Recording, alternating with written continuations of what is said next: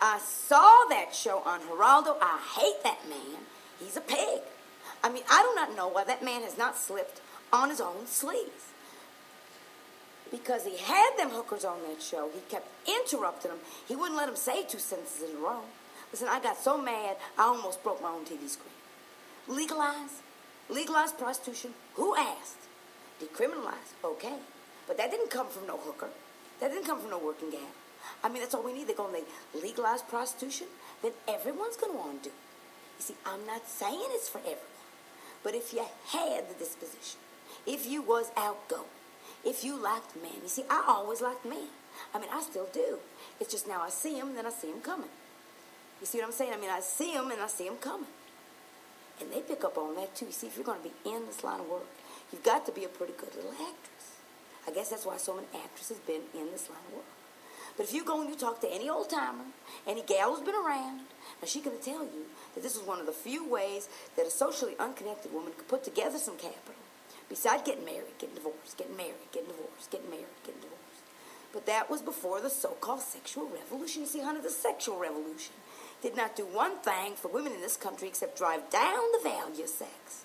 And that drove down the price. Nowadays, the men, they go in the room, they want everything for 40 or 50 bucks. I'm telling you, it's a crying shame.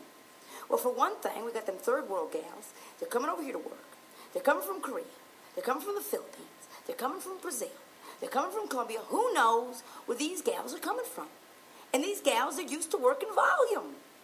I can't compete with that. These gals are working 6, 7 days a week, 12 hours a day, 6 months straight. They put together $40,000, $50,000, $60,000. Then they go back where they're from. With 20 grand, they can buy the best apartment in the best part of town. They take a nice long vacation, or they kick back for 3 or 4 months. They visit their kids. Then they come back up here with a fresh tourist stamp in their visa, and they start all over again. I can't compete with them. I can't. I mean, listen, it's the decline of American productivity. It's not just cars.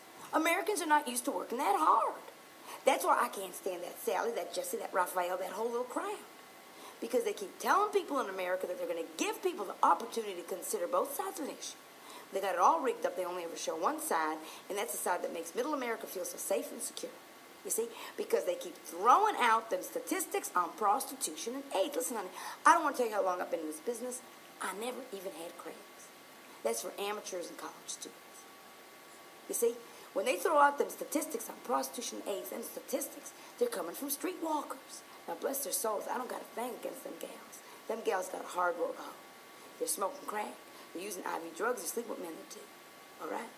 See, when I'm talking about prostitutes, I'm talking about professional prostitutes. I'm talking about call girls. I mean, you don't think that hookers are running around having sex in our spare time, do you?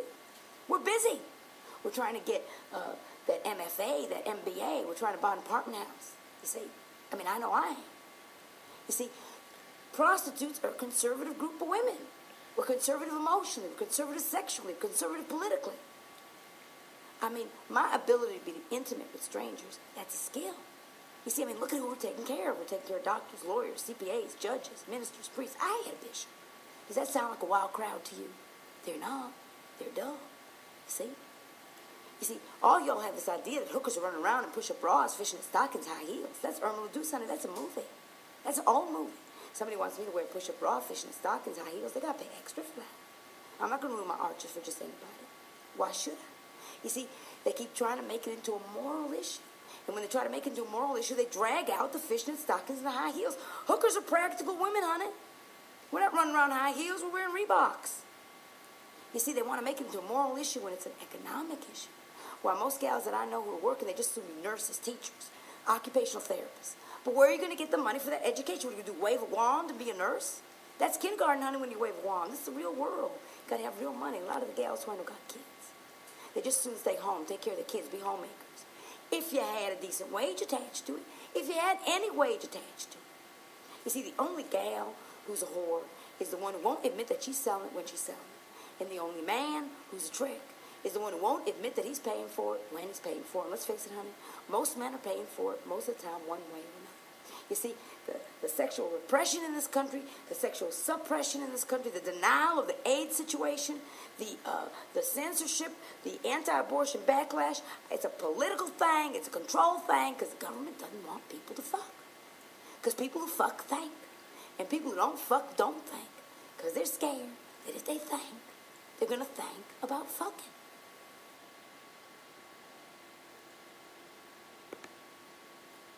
No, Mona Lisa. I am Magnum Mouth, Honey Snatched. My flavor changes constantly. No Mona Lisa.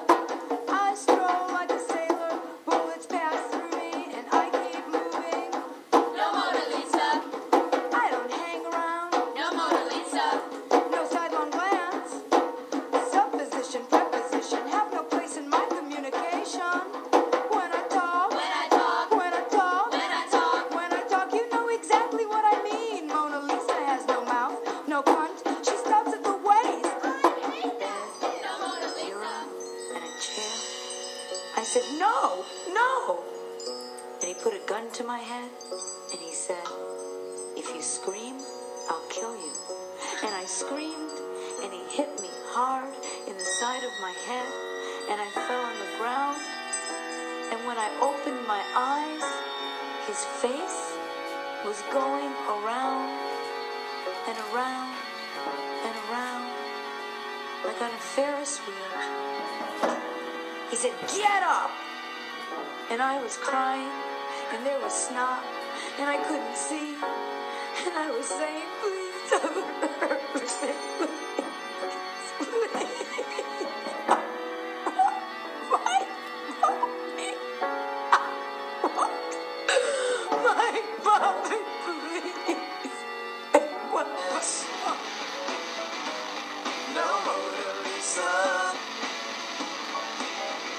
No rolling eye. She is magnum mouthed. She is honey snatched. Her flavor changes constantly.